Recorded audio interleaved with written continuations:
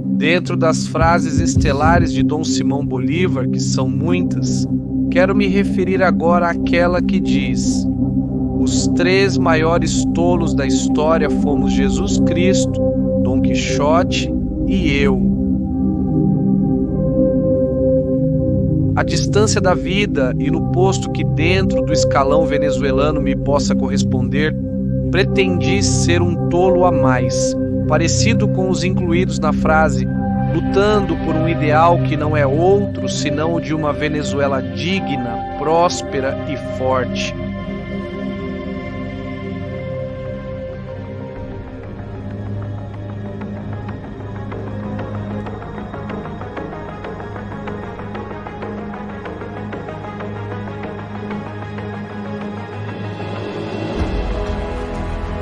Qualquer venezuelano que conceba o tamanho da Venezuela próspera que existiu durante o século XX definitivamente reconhecerá a Marcos Pérez Jiménez parte da responsabilidade no progresso social e econômico do país.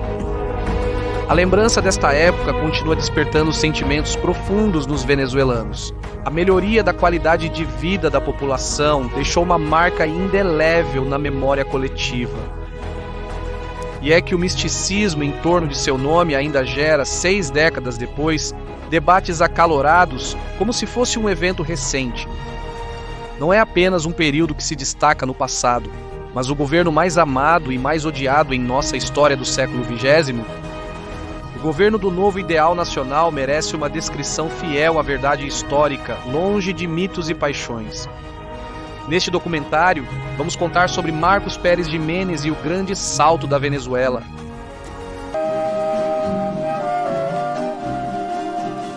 Antes de nos aprofundarmos completamente em seu governo, é imprescindível descrever quem foi este presidente. Marcos Evangelista Pérez Jiménez nasceu em 25 de abril de 1914 em uma família humilde na cidade de Michelena.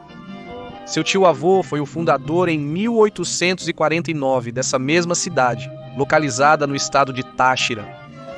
Foi o 4º filho do 2º casamento de seu pai, Juan Severo Pérez Bustamante, que morreu em 1925 e deixou uma família numerosa de poucos recursos naquele lugar remoto da zona fronteiriça da República. Durante esses anos, a Venezuela testemunhou desenvolvimentos vertiginosos e transcendentais sob o governo do general Juan Vicente Gomes. No entanto, a família do jovem de Michelena vivia sob as condições mais austeras. Em algumas ocasiões, o pequeno Marcos tinha que ir à escola com apenas uma xícara de guarapo para o café da manhã e ir para a cama com um pedaço de panela no estômago. Apesar dessas dificuldades, o jovem Marcos Pérez Jiménez se destacou notavelmente na escola sobre os demais estudantes. Essas carências ajudaram a moldar nele um caráter austero e trabalhador durante toda a sua vida. Aos 16 anos, ele primeiro tentou estudar engenharia mecânica por correspondência, mas desistiu e, seguindo os passos de seu irmão Juan, Marcos Pérez Jiménez embarcou em uma viagem que marcaria sua vida e a do país, mudando-se para a cidade de Maracay em 1931, para ingressar na escola de aspirantes a oficiais do Exército.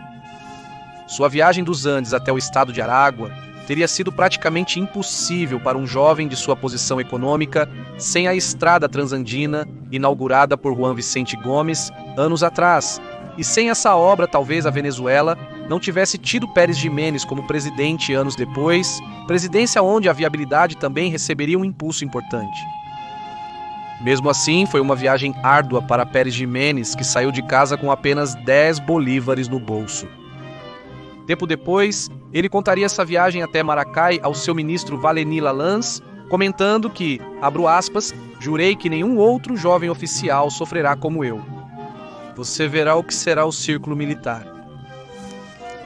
Após uma juventude cheia de carências econômicas e incertezas, Pérez Jiménez se formou na escola militar em 1934, com o título de alferes maior, sendo o estudante com as notas mais altas de toda a sua turma.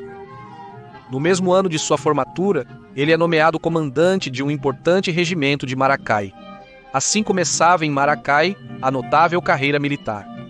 do futuro presidente da República após a morte do general Juan Vicente Gomes. Em 1935, o subtenente Marcos Pérez Jiménez é transferido para Caracas e promovido a tenente, e com notável dedicação profissional, continuou subindo na hierarquia militar, até se tornar comandante do curso militar na Escola Militar de Caracas.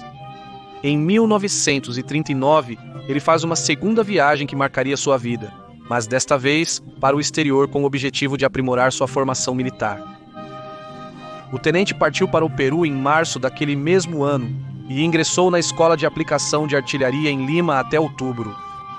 Depois, ele foi para a famosa Escola Militar de Chorrillos, onde o futuro presidente peruano Manuel Odría foi seu professor. Ambos os governos mantiveram laços estreitos e cordiais de aliança durante os anos em que governaram respectivamente seus países. Depois de estudar e cultivar aquela amizade transcendental com Odría na Escola Militar de Chorrillos, Pérez Jiménez foi para a Escola Superior de Guerra para seguir um curso de Estado-Maior e, em 1941, foi promovido a capitão por suas altíssimas notas, demonstrando uma inteligência e disciplina que muito poucos militares mostravam. E vale destacar que em todas as suas promoções sempre ostentou o mérito de ser o oficial mais jovem do respectivo grau.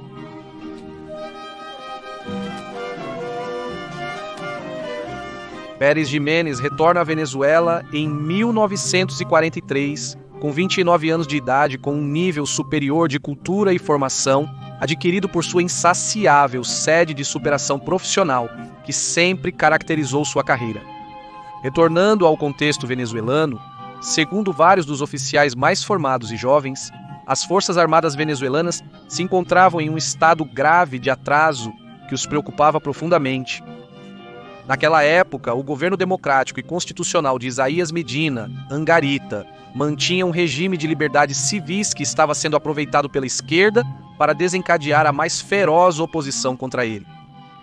Vindo de seus estudos no Peru, que lhe permitiram observar um desenvolvimento superior da instituição militar e adquirir sua visão modernizadora, o jovem Pérez Jiménez se juntou ao batalhão de artilharia Ayacucho e é aqui que ele recebe sua primeira sanção de toda a sua carreira.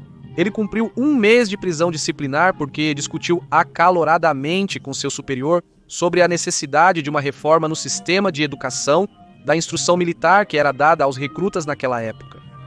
O capitão Pérez Jiménez recusou-se a dar explicações sobre o ocorrido e todos ficaram surpresos com a atitude do oficial tachirense que sempre se mostrou com total retidão em sua carreira. A verdade é que estava surgindo um descontentamento considerável entre os comandos baixos e médios do exército, e Pérez Jiménez considerava que aquela situação das Forças Armadas não podia continuar. E não se deve perder de vista que as Forças Armadas eram uma instituição intimamente ligada ao desenvolvimento do país. Elas foram o pilar da estabilidade institucional que a Venezuela desfrutou por mais de 35 anos. Dessa forma, pouco tempo antes de terminar o período constitucional de Medina Angarita, vários militares iniciaram uma conspiração que mudaria o destino da nação e das Forças Armadas.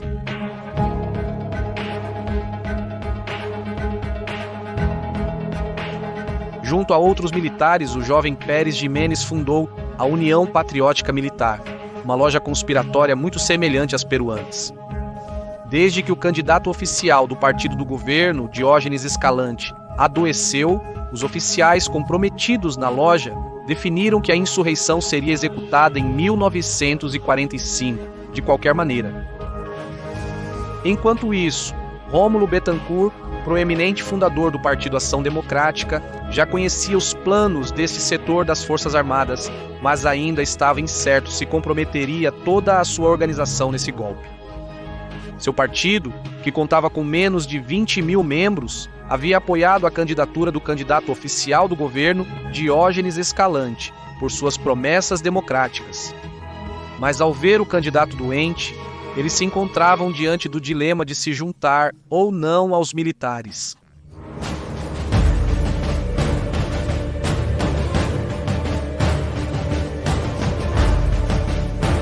Dessa forma, o golpe de Estado contra Medina Angarita foi finalmente executado pelas Forças Armadas em 18 de outubro de 1945, o que foi uma surpresa para toda a ação democrática, exceto para Bittencourt, Raul León e Gonzalo Barrios e Luiz Beltrán Prieto Figueroa, que foram os únicos adecos envolvidos no plano. Nem mesmo Rômulo Gallegos, que era o presidente do partido, tinha conhecimento sobre essa conspiração.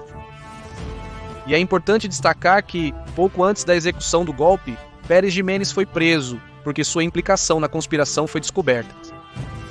De forma que o líder do plano viveu o golpe de Estado trancado em uma cela, mas ao triunfar o golpe, o oficial Gocho foi libertado porque o general Medina Angarita desejava se render diretamente a ele.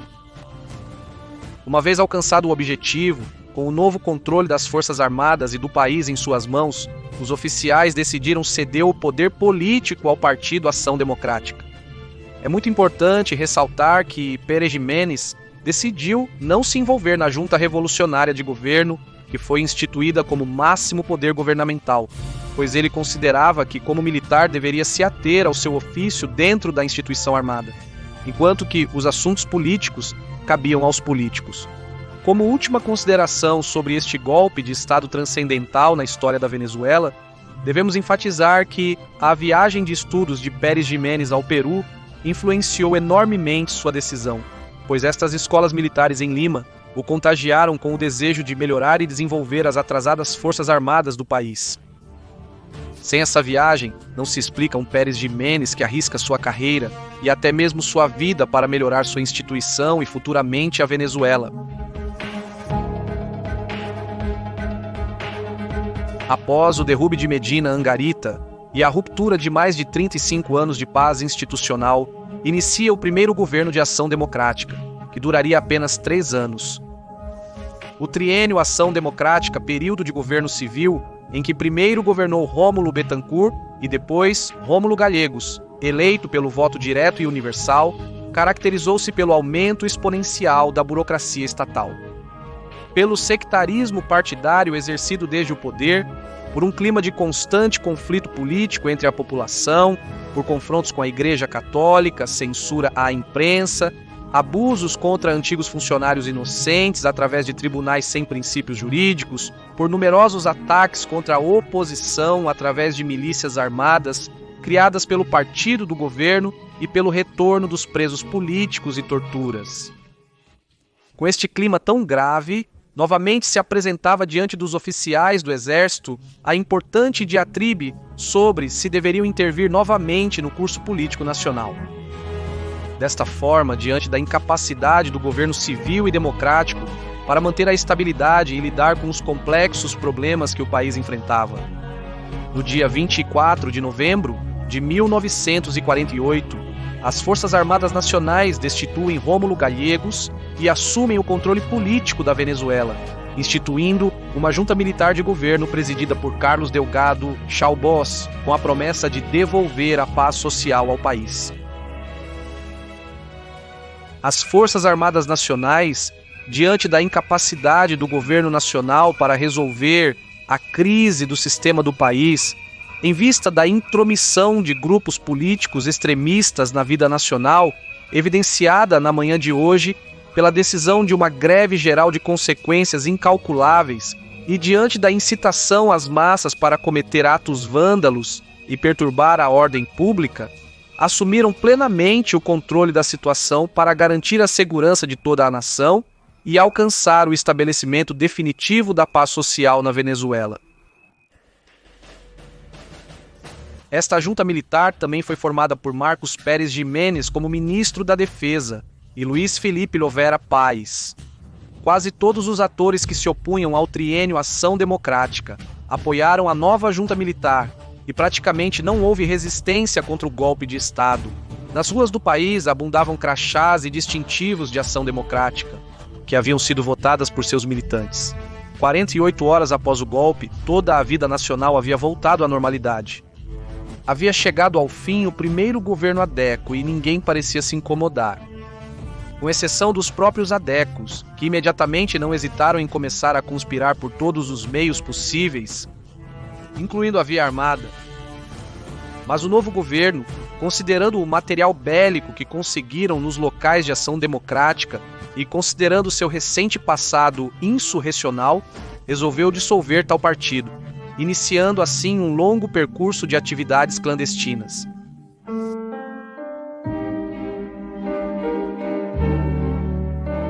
Uma vez derrubado o triênio Ação Democrática e estabelecida a Junta Militar de Governo, Carlos Delgado Chaubó governou o país desde 1948 até seu assassinato em novembro de 1950. Hoje em dia, são muitos que continuam atribuindo a Marcos Pérez Jiménez ter sido o autor intelectual deste magnicídio. No entanto, isso é absolutamente falso. Os culpados do magnicídio têm nome e sobrenome. O executor do sequestro do presidente Carlos Delgado Chaubó foi Rafael Simão Urbina, a quem o governo havia negado a devolução de vários bens que lhe haviam sido previamente despojados e que supostamente tinha planos contra toda a junta militar. O objetivo inicial dos sequestradores nunca foi matar o presidente, mas Delgado Chaubó enfrentou-os e recebeu os tiros que acabaram com sua vida.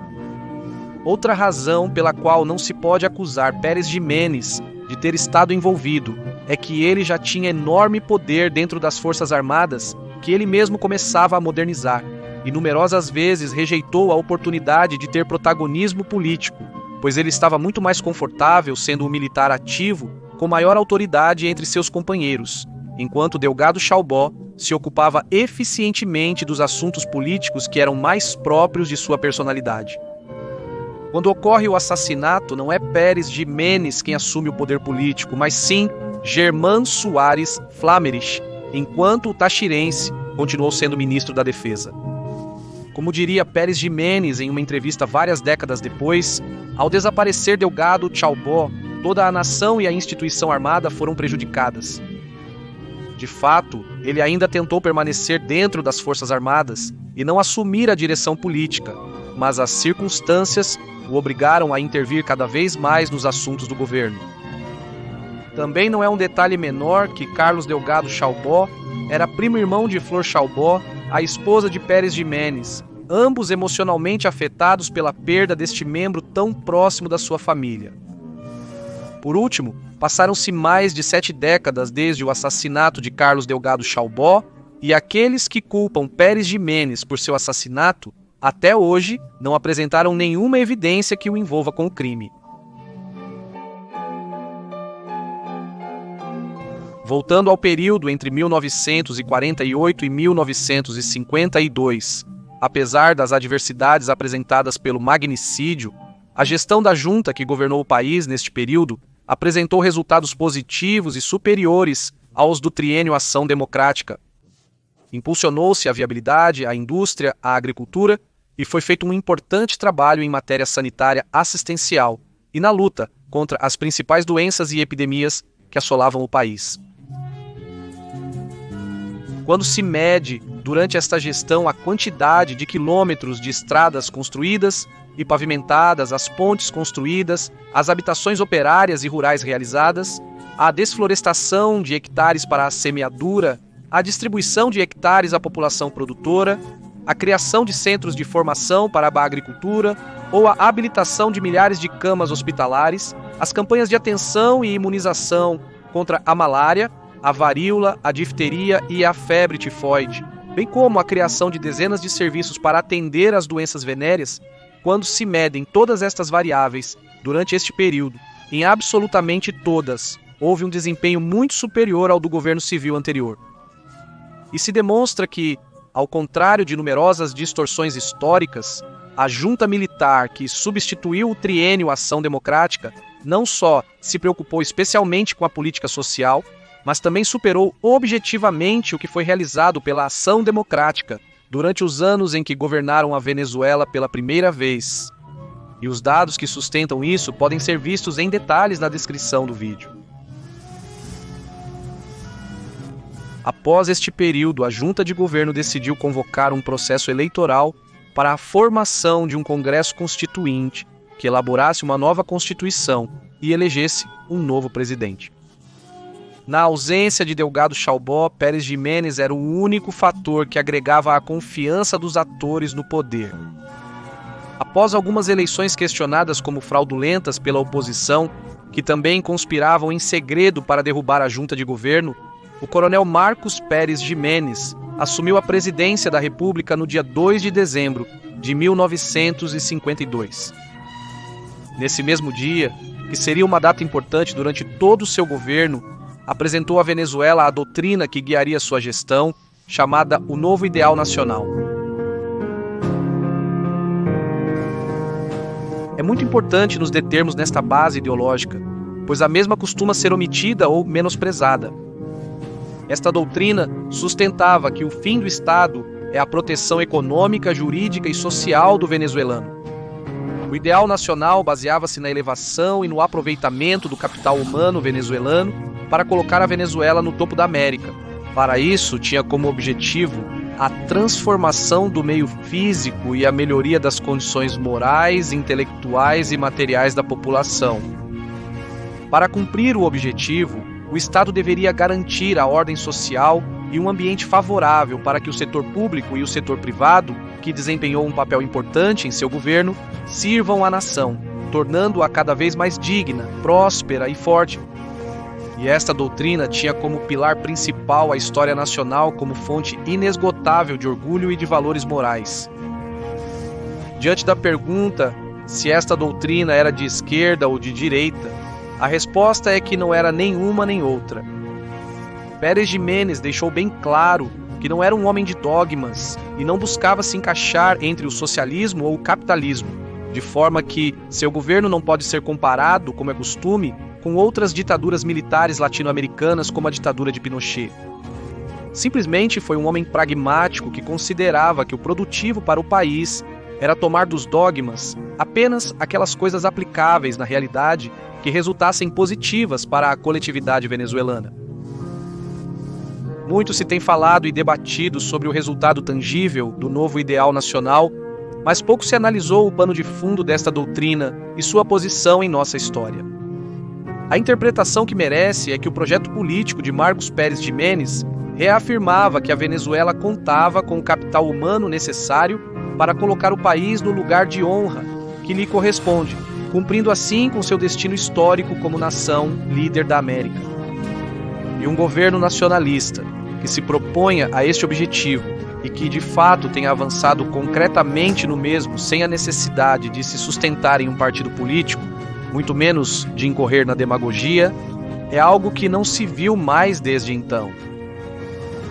Isso é o que chama a atenção daqueles que realmente estudam Pérez Ximenes em termos históricos, sem cair na narrativa partidária contra ele ou na oração exagerada, não o fato de ele ter sido um ditador ou de ter construído muitas estradas.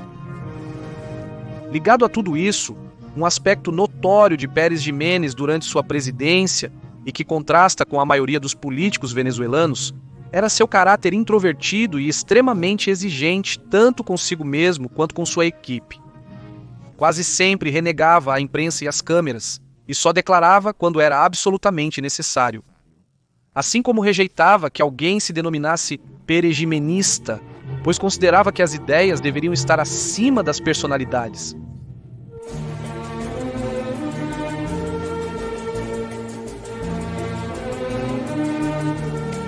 Muito bem, começa o famoso governo de Marcos Pérez Ximenes em 1952. Então vamos falar com dados e evidências sobre esta fase tão controversa e tão cercada de mitos. Para alguns, o melhor governo de nossa história, para outros, um período cheio de terror que não merece o mínimo reconhecimento. Comecemos falando do desempenho econômico e social, que, embora não seja tudo, representa a base fundamental para o desenvolvimento das demais áreas da vida nacional. Depois, abordaremos a repressão ditatorial que costuma ser apontada negativamente.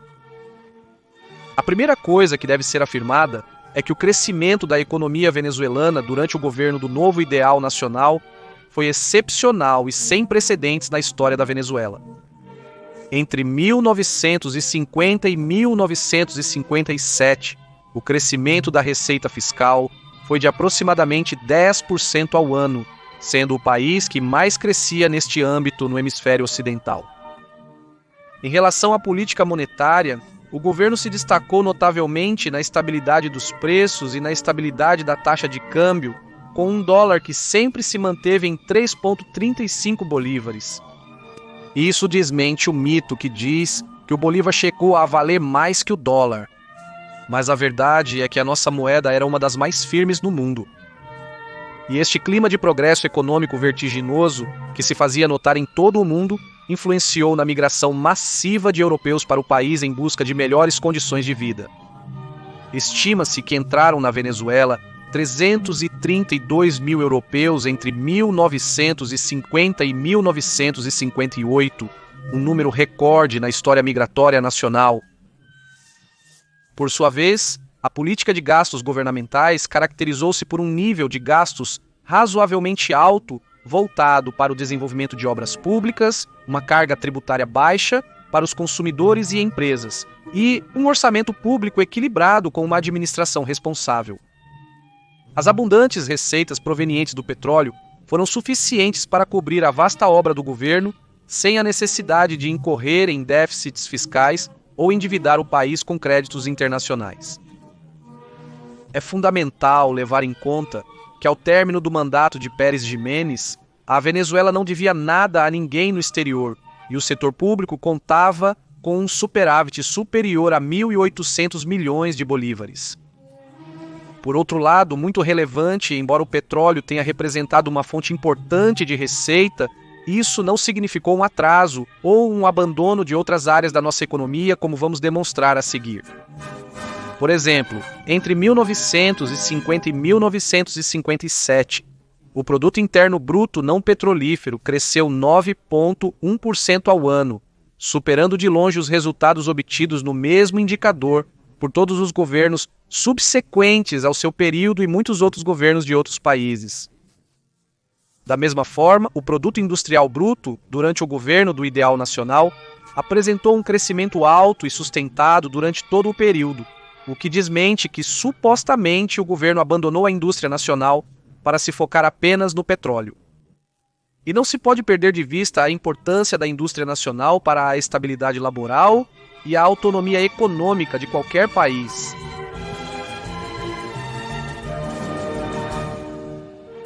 Agora, muito se diz que os avanços econômicos e sociais deste período, os quais vamos continuar narrando, são irrelevantes ao lado da opinião de que Pérez Jiménez era um cruel ditador que eliminou as liberdades civis e democráticas. Em nosso julgamento pessoal, essa crítica parte de uma concepção simplista do que significa liberdade e democracia, assim como de um claro desconhecimento dos fatos. A primeira coisa a dizer é que a estabilidade, a segurança, o respeito às leis, a comida nas casas, a confiança na comunidade são todas condições prévias sem as quais não há democracia ou liberdade possível. Um homem com um trabalho estável, com uma casa e uma família, em um ambiente virtuoso e pacífico, com certeza de que não vão roubar seus bens, é um homem muito mais livre do que um homem que não tem nada do anterior, mas que pode votar a cada 5 anos. A liberdade e a democracia profunda são sustentadas por governos que se adequam aos interesses da população, não nas mudanças de presidente ou no privilégio de poucos para dizer qualquer coisa na imprensa. Por outro lado, a democracia universal que se alega como inexistente neste período de governo era um sistema praticamente nunca testado na história republicana da Venezuela, além de ser um sistema concebido por países com uma natureza social muito diferente da venezuelana. O exemplo mais recente de ter testado este sistema foi o triênio Ação Democrática, que resultou em graves consequências para o país. E vale dizer que durante o governo do novo ideal nacional havia instituições republicanas, Carta Magna, igualdade perante a lei e os 3 poderes tradicionais típicos de uma república. Por último, sobre este ponto, de fato, houve presos políticos, houve limitações à imprensa e houve tortura, assim como também houve nos governos anteriores e nos governos democráticos posteriores, até em maior escala, mas deve-se destacar, como está muito bem documentado, que os perseguidos pela junta militar e pelo governo de Pérez Jiménez eram um minúsculo grupo de insurretos que haviam demonstrado estar resolvidos a assassinar os altos comandos militares. desde 1949. A Ação Democrática, juntamente com outros elementos de esquerda, começaram a organizar uma resistência armada que tentou realizar pelo menos 7 golpes de Estado contra o governo, como a tentativa liderada por Wilfried Omanha em 1952. Assim como realizaram tentativas de atentados sangrentos, como o que pretendia assassinar toda a junta de governo com 120 bombas caseiras em 1951. Inclusive, Rômulo Betancourt, cujas diretrizes do exílio eram objeto de zombaria por aqueles que arriscavam suas vidas na Venezuela, planejou da Costa Rica a Operação Berta, um projeto de invasão financiado por quem estava há meses de se tornar o novo presidente costarriquenho. Para isso, compraram uma embarcação em Honduras, equipada com metralhadoras e munições para 500 homens, que deveria se encontrar em alto mar com outra embarcação que chegaria no estado de Sucre, com o objetivo de tomar diferentes guarnições. No entanto, esta ação foi sendo adiada até que o barco sofreu um acidente e as mesmas armas que seriam usadas pela Ação Democrática acabaram sendo entregues a uma conspiração cubana liderada por um senhor chamado Fidel Castro contra Fulgêncio Batista. E apesar das contínuas tentativas de derrubar o governo, Pérez Jiménez fechou a prisão de Guazina em 1952, libertou centenas de prisioneiros políticos durante todo o seu mandato e autorizou um visto para o retorno de todos os exilados em 1956, incluindo Rômulo Betancourt e Rômulo Gallegos. Sobre as acusações de ser antidemocrático, Pérez Jiménez expressou ao Congresso em 1957: democracia é realidade no bem, força no respeito, ação na virtude. É, em uma palavra, fazer com que a felicidade seja a causa comum dos povos, como na Venezuela, onde estamos nivelando por cima e corrigindo imperfeições para dar o melhor aos habitantes do país.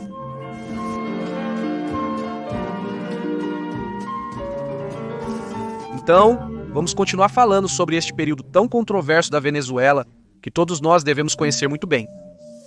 Quais foram os avanços ou os retrocessos que fizeram com que este governo seja tão lembrado e que produza os sentimentos que hoje produz? Por um lado, estávamos falando do inédito crescimento econômico que a população experimentou. E outro elemento a destacar nisso é como a mineração, tão importante, também foi uma área da economia venezuelana que apresentou um crescimento acelerado graças às políticas do governo de Pérez Jiménez. A produção mineradora entre 1951 e 1957 cresceu de 35.800 milhões de bolívares para 430.800 milhões de bolívares. O governo do Ideal Nacional foi tão eficiente na mineração que, em 1957, a Venezuela era o 7º maior produtor de ferro em todo o mundo. Ou seja, a Venezuela estava entre as potências como os Estados Unidos e a União Soviética, que representavam 85% da produção mundial de ferro. Outra distorção muito comum na história recente da Venezuela é que o governo de Pérez Jiménez supostamente abandonou a agricultura e o campo. A verdade é que a agricultura recebeu um importante impulso nesta época. Em 1949 foi criado o Instituto Agrário Nacional, que se encarregou de orientar a atividade rural do país para a melhoria que tanto demandava através da distribuição de terras a indivíduos qualificados, a realização de um vasto plano de habitações rurais, a exploração dos solos com nova tecnologia e a extensão do crédito agrícola. Um dos planos do governo para esse fim foram as famosas colônias agrícolas. Já para 1955, havia 20 dessas colônias organizadas pelo Instituto para impulsionar a produtividade do país. Talvez a mais lembrada de todas foi a famosa colônia de Turém, onde se estabeleceram centenas de famílias italianas. Nesse mesmo ano, foram construídos 204 quilômetros de estradas e caminhos e 462 quilômetros de canais de drenagem destinados à atividade agrícola. Além de Turém, outro projeto importante executado durante esses anos foi a represa de Guarico, sendo um dos maiores sistemas de irrigação construídos na região latino-americana.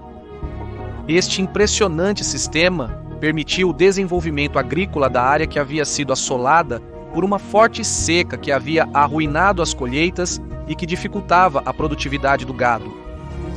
E como mais uma demonstração de que o governo de Pérez Jiménez não abandonou o campo, os dados coletados pelo prestigioso economista Strubal Batista provam um crescimento notável no índice de produção agrícola, que quase dobrou entre 1950 e 1957.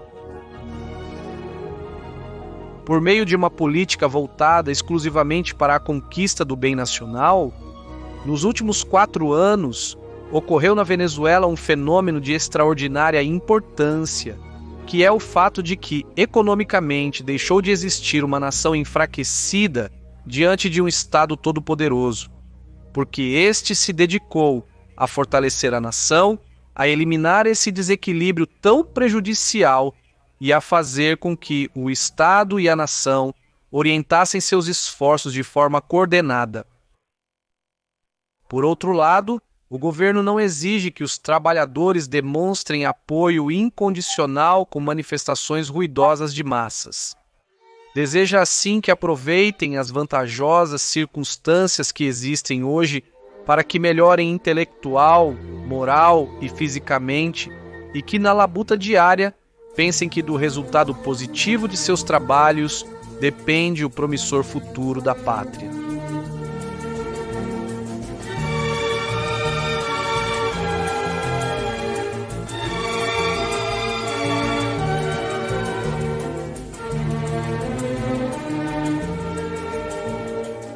A verdade é que, além das tentativas de golpe de Estado, que estavam muito longe de serem bem-sucedidas, no país durante esses anos reinava a tranquilidade e a vida continuava seu curso normal, especialmente no período após 1953, quando Pérez Jiménez já era o presidente e a resistência clandestina estava praticamente extinta.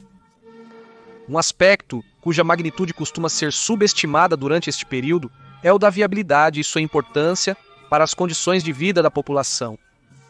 Como dissemos antes, a viabilidade recebeu um enorme impulso durante o governo de Pérez Jiménez. Nunca na história da Venezuela se construiu tanto em tão pouco tempo, nem se investiu tanto novamente.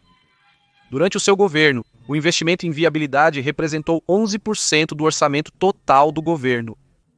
Desta forma, com supervisão rigorosa, entre 1952 e 1957, foram construídos pelo governo 14.628 quilômetros de estradas de asfalto e cascalho a nível nacional, ou seja, uma média de 2.900 quilômetros por ano.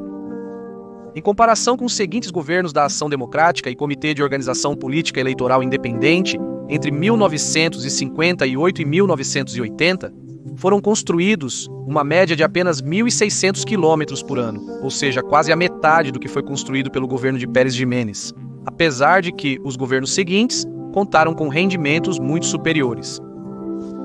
Entre as obras de viabilidade mais importantes destacam-se a Autoestrada Caracas-La Guaira, uma das obras de engenharia mais importantes da época. Destaca-se a Autoestrada Francisco Fajardo, a mais importante de Caracas, que se estende do leste ao oeste da cidade, a Estrada Pan-Americana, o sistema urbano da nacionalidade em Caracas, que desemboca no famoso Passeio dos Próceres, a Avenida do Leste de Valência, as estradas Santa Bárbara Encontrados e Cumanaguanta, a Autoestrada Valecoche, que é outra das vias mais importantes da capital, a Estrada Barquisimeto-Carora e a Autoestrada Regional do Centro, a principal e mais movimentada autoestrada da Venezuela até a atualidade. Estas e muitas outras obras de viabilidade executadas e concluídas neste período não devem ser consideradas como uma ostentosa política de cimento que não trouxe nenhum benefício para a população, como afirmou uma vez Rafael Caldera em um comício político de seu partido, referindo-se à construção da autoestrada Caracas-La Guaira. O desenvolvimento da viabilidade foi um elemento imprescindível para a integração nacional, que trouxe como consequência o progresso sociocultural e econômico da nação. Sem viabilidade não há desenvolvimento industrial, nem agricultura, nem construção, nem turismo. Sem estradas, o trabalhador não consegue se transportar até o local de trabalho. Sem ruas, o professor não pode se dirigir até a escola para dar suas aulas, nem os alunos para recebê-las. Qualquer pessoa que despreze a importância da construção da rede rodoviária nacional durante este governo não concebe a magnitude do desenvolvimento social que isso proporcionou.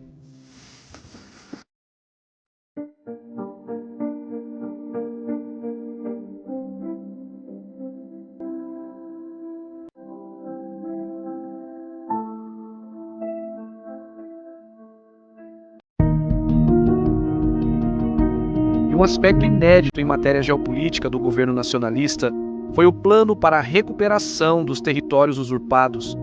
O plano idealizado por Pérez Jiménez estipulava o desenvolvimento industrial e militar da nação, para reincorporar por via diplomática ou militar o Esequibo e outros territórios perdidos com a Colômbia e o Brasil.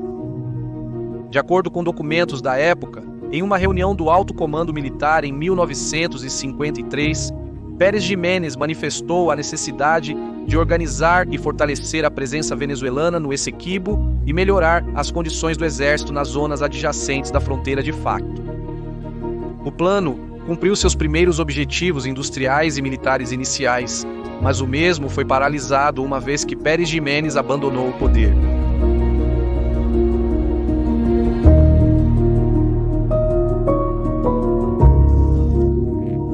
Agora, é falsa a matriz de opinião de que a obra de Pérez Jiménez supostamente se reduziu à economia e ao asfalto. Embora o anterior não seja pouca coisa que incide em tudo o mais, seu governo focou um importante trabalho nas condições sociais e morais da população. Uma das políticas que contribuiu para isso e que até hoje ressoa bastante foi o chamado Plano Extraordinário Cerro Piloto. Este plano buscava satisfazer a ampla demanda habitacional, substituindo os ranchos preexistentes em Caracas por grandes unidades chamadas superblocos. Era o projeto de habitação mais ambicioso do mundo, que buscava atender a 38,5% da população total da capital, que vivia em ranchos até 1953. Este plano partia de uma filosofia que não só buscava uma melhoria material dos bairros, mas que entendia o ambiente físico e estético de uma comunidade como um elemento fundamental na mentalidade e na moral da população.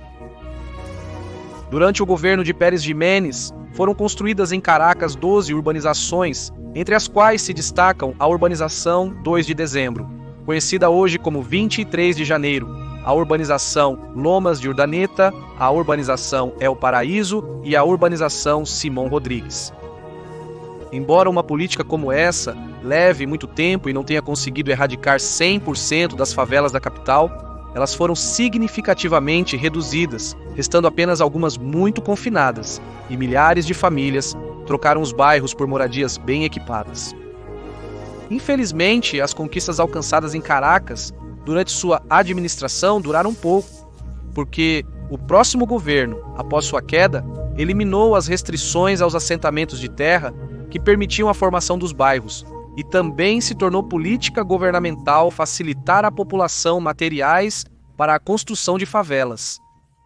Para 1959, os bairros em Caracas somavam pouco mais de 1.000 hectares, enquanto que para 1978, após 20 anos de democracia, os bairros já se haviam expandido até 4.000 hectares, situação que só pioraria até os dias atuais.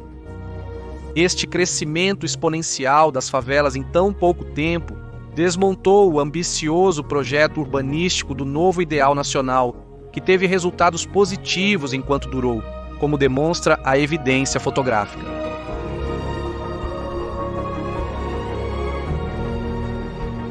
E a tudo isso deve-se somar os ótimos níveis de segurança cidadã experimentados durante esses anos. Segurança que significa um bem inestimável para a população e cuja garantia é uma das tarefas mais fundamentais de qualquer Estado. Também se repete frequentemente que a saúde e a educação foram as áreas mais abandonadas pelo governo de Pérez Jiménez. Mas vamos ver se isso é verdade. Embora a educação não tenha sido a área mais impulsionada pelo governo, vamos revisar os avanços educacionais mais importantes que foram realizados durante esta gestão e os planos não concretizados pela queda de Pérez Jiménez. Para 1955, foi promulgada a Lei Orgânica de Educação, com o objetivo de elevar a formação e o desenvolvimento intelectual dos habitantes do país e a contribuição para a sua melhoria moral e física. Como resultado das políticas educacionais, a matrícula na educação pré-escolar aumentou como nunca antes, especialmente a privada. As instituições primárias mantidas pelo Estado também deram excelentes resultados, com o aumento de centros educacionais e estudantes matriculados.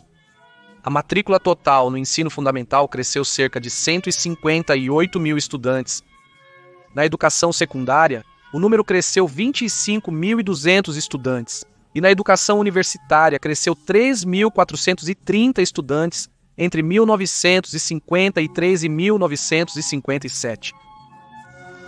Embora a educação universitária tenha sido a que menos aumentou por se dedicar prioritariamente às grandes carências que havia no ensino fundamental e médio, há certos marcos dignos de menção, como a inauguração da deslumbrante cidade universitária de Caracas em 1954, um complexo educacional que deixava pessoas de todo o mundo de boca aberta, também o enriquecimento do material bibliográfico na Universidade Central da Venezuela, a construção do edifício central da Universidade dos Andes e o início da educação superior privada com a fundação da Universidade Católica Andrés Bello e da Universidade Santa Maria. Contrário à política educativa da Ação Democrática, com seu famoso Decreto 321, que propunha um forte controle estatal da educação pública e privada, o governo de Pérez Jiménez estimulou e incentivou a educação privada e religiosa, que foi tão afetada durante o triênio Ação Democrática. Em resumo, a Lei da Educação, promulgada pelo governo de Pérez Jiménez, que esteve em vigor durante as primeiras 2 décadas da democracia, marcou o início de um aumento significativo do nível educacional da população, o aumento da educação técnica e industrial tão importante para o trabalho, a diminuição do custo do ensino oficial e a melhoria das condições dos professores. Da mesma forma, é muito importante mencionar que, para o segundo governo do general, o ministro da Educação, o insigne cientista Humberto Fernandes Moran, anunciou que desenvolveria um grande plano educacional que teria como objetivos garantir o ensino primário a todos os habitantes do país, a formação de numerosas equipes de técnicos e cientistas especializados para satisfazer as necessidades da indústria petroquímica e siderúrgica e a intensificação dos estudos científicos em todas as suas ordens através do programa de instalações atômicas que dotaria a Venezuela de reatores atômicos e de tecnologia nuclear. Nesta matéria, o governo nacionalista já havia dado passos importantes para colocar a Venezuela na vanguarda mundial da pesquisa científica com a fundação do Instituto Venezuelano de Neurologia e Pesquisas Cerebrais, mais conhecido como Instituto Venezuelano de Neurologia e Pesquisas Cerebrais, também presidido por Humberto Fernandes Moran. Este instituto contou com 15 unidades e 23 edifícios para pesquisa básica aplicada em diferentes campos, como na neurofisiologia e na física nuclear. Laboratórios tão avançados naquela época só existiam em países como Estados Unidos, Grã-Bretanha ou Suíça. Se esses projetos não tivessem sido abandonados após a queda de Pérez Jiménez, a Venezuela estaria a caminho de se posicionar na vanguarda mundial da pesquisa científica. Mas Humberto Fernandes Moran foi exilado pela democracia desde 1958 até sua morte, e todas as suas pesquisas foram banidas do país. Assim, ele pagou por servir a sua pátria sob um governo nacionalista, um dos maiores cientistas que a Venezuela já teve.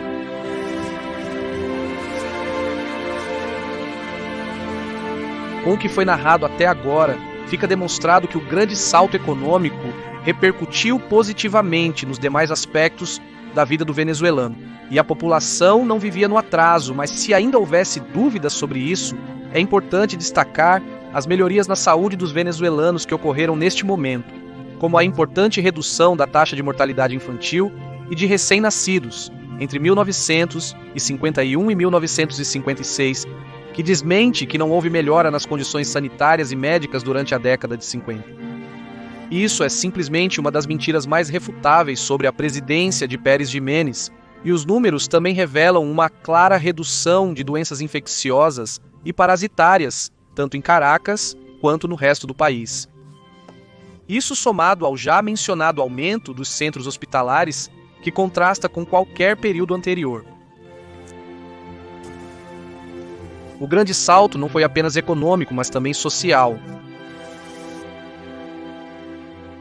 Os princípios de realização do bem nacional têm sido aplicados em todas as ordens da vida venezuelana, sem distinguir entre classes sociais, regiões geográficas ou condições políticas dos cidadãos, porque a política do bem nacional não consiste em bajulação nem na deformação dos sentimentos populares, mas em sua elevação e no nobre aproveitamento dos homens e do meio venezuelano.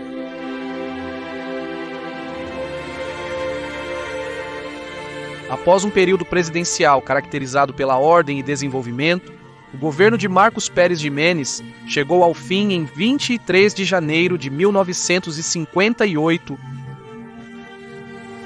Em dezembro de 1957, a maioria do país votou em um referendo a favor de um novo período presidencial de Pérez Jiménez. Há aqueles que apontam os resultados como fraudulentos, embora não existam provas contundentes a respeito. Da mesma forma, este referendo não serviu para nada, pois vários erros políticos do governo o condenaram a um fim precoce ao permitir que uma conspiração contra ele fosse tramada nas Forças Armadas. No 1º de janeiro, ocorreu uma revolta militar liderada pelo tenente-coronel Hugo Trejo, um militar de esquerda, e embora tenham sido rapidamente derrotados, este fato quebrou a unidade militar que o governo mantinha. No dia 9 de janeiro, houve uma segunda insurreição, mas a situação foi controlada novamente. 2 dias depois, o gabinete executivo é reformado e Pedro Estrada e Laureano Valenila Lans, homens primordiais do governo, são exilados. Circulam milhares de rumores políticos e, nesse ambiente de incerteza, é convocada uma greve nacional para o dia 21 de janeiro, que não é totalmente atendida pela população. No dia 23 de janeiro, Pérez Jiménez não foi derrubado por uma rebelião popular, contrariamente à narrativa partidária que afirma que o fator civil foi determinante neste dia. Pérez Jiménez, diante de uma nova declaração da Marinha feita horas antes contra ele, decidiu abandonar o país na madrugada, mesmo tendo toda a capacidade para derrotar tal revolta. Ninguém o obrigou a ir embora, nem o povo o pressionou para que fugisse. No dia 23 de janeiro, o general preferiu deixar o poder antes de combater os oficiais rebelados, porque não estava disposto a lutar contra as forças armadas que ele mesmo jurou modernizar. As razões fundamentais que o levaram a ceder o poder em vez de defendê-lo continuarão sendo objeto de discussão. Assim concluiu o governo do novo ideal nacional com Pérez Jiménez, saindo primeiro para a República Dominicana e depois para os Estados Unidos, onde viveria alguns anos mais até sua extradição de volta para a Venezuela em 1963. Mas essa história extraordinária não termina aqui, e é fundamental abordar vários fatos insólitos posteriores à sua queda que costumam ser ignorados.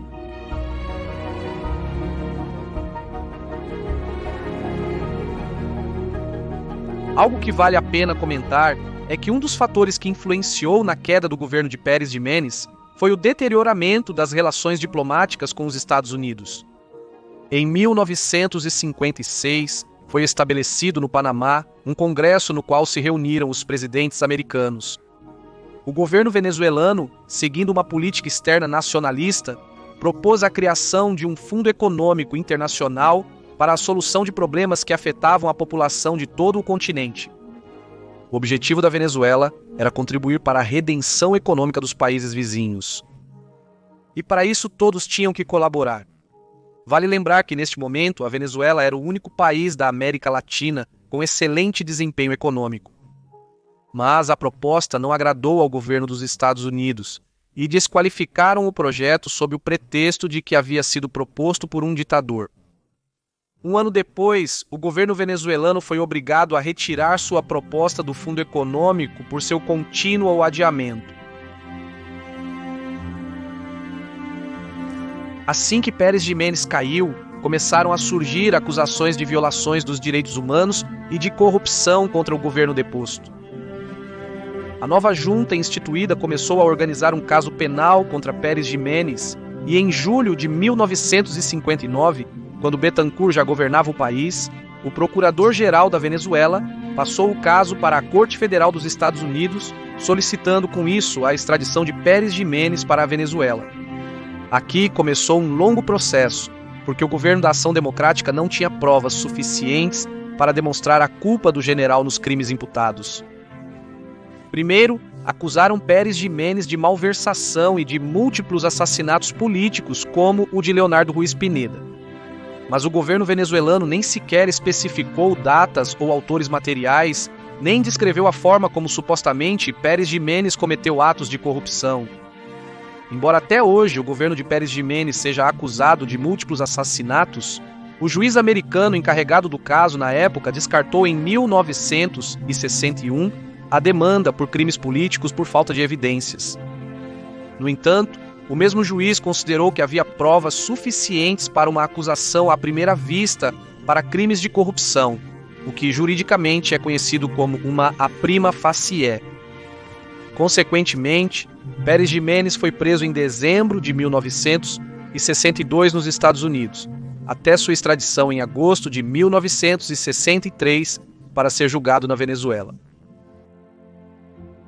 Quando se investiga a fundo essa extradição e a falta de provas para a mesma, pode-se concluir que ela foi resultado de um acordo político entre os Estados Unidos e o governo de Betancur, ao invés de um processo jurídico legal. Para conseguir a extradição, não é coincidência que a Ação Democrática contratou uma empresa privada americana fortemente ligada ao Departamento de Estado dos Estados Unidos. Já na Venezuela, o general permaneceu na prisão durante todo o processo de julgamento, desde 1963 até 1968. As evidências apresentadas contra ele foram essencialmente as mesmas que foram apresentadas nas audiências dos Estados Unidos, ou seja, evidências muito escassas. Surpreendentemente, a Suprema Corte da Venezuela concedeu-lhe uma espécie de absolvição na sua resolução de 1968. 8 juízes que formavam a maioria simples do júri determinaram, como argumentou Pérez Jiménez durante toda a sua defesa, que era legalmente impossível que o general tivesse desviado fundos públicos. Marcos Pérez Jiménez só foi declarado culpado pelo delito menor de benefício contínuo do cargo público, conhecido como lucro de funcionários mediante o cobro de comissões, de forma que foi condenado a mais de 4 anos de prisão, mas como já os havia cumprido, foi posto em liberdade de imediato e saiu do país em direção à Espanha, onde viveria até a sua morte em 2001.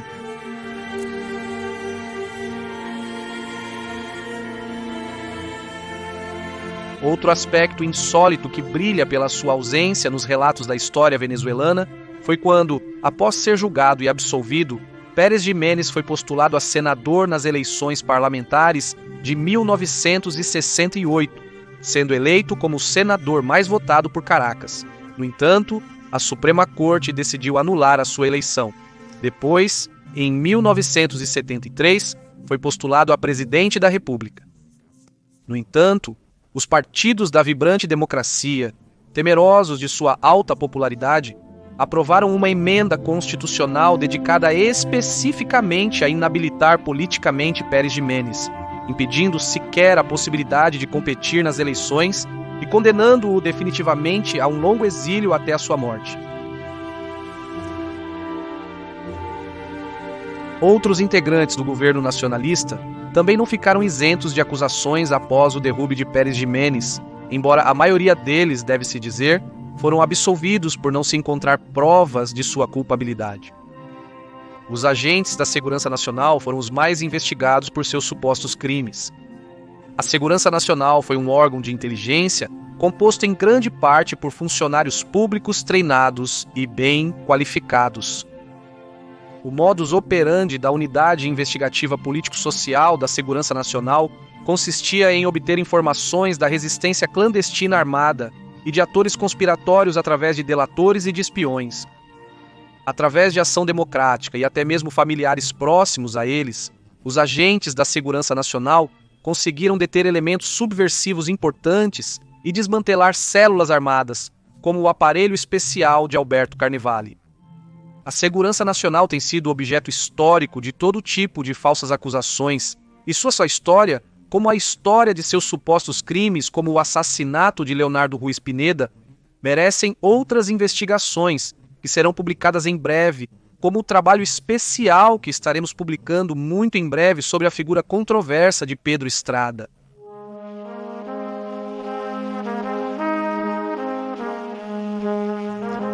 Diante da crise econômica e moral que a Venezuela vive atualmente, não são poucos os olhos que olham para o passado em busca de tempos melhores como forma de escapar. A atenção tem se concentrado principalmente neste período e não é por acaso. A gestão de Marcos Pérez Jiménez oferece à posteridade resultados que são lembrados até hoje pelo benefício que a coletividade venezuelana obteve de sua obra empreendida em tempo recorde.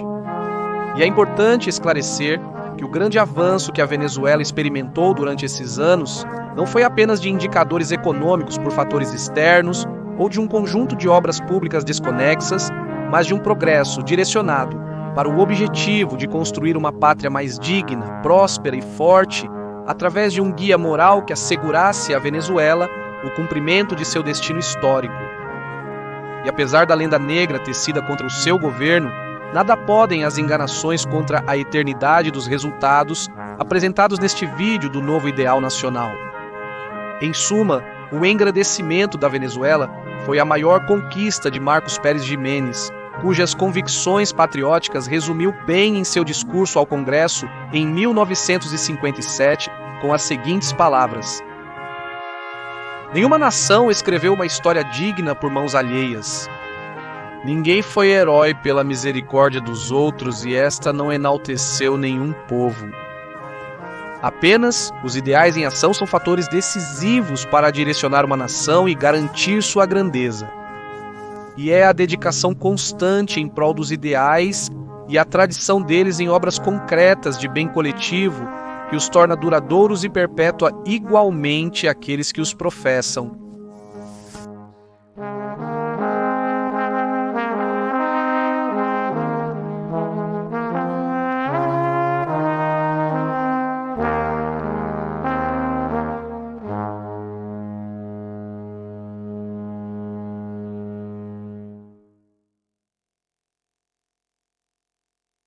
Muito obrigado por assistirem a este documentário. Sigam a nova conta da Nova Enciclopédia no Instagram e compartilhem este documentário com familiares, amigos e conhecidos. E não se esqueçam de se inscrever, comentar e deixar suas opiniões. Até as próximas entregas, que serão espetaculares.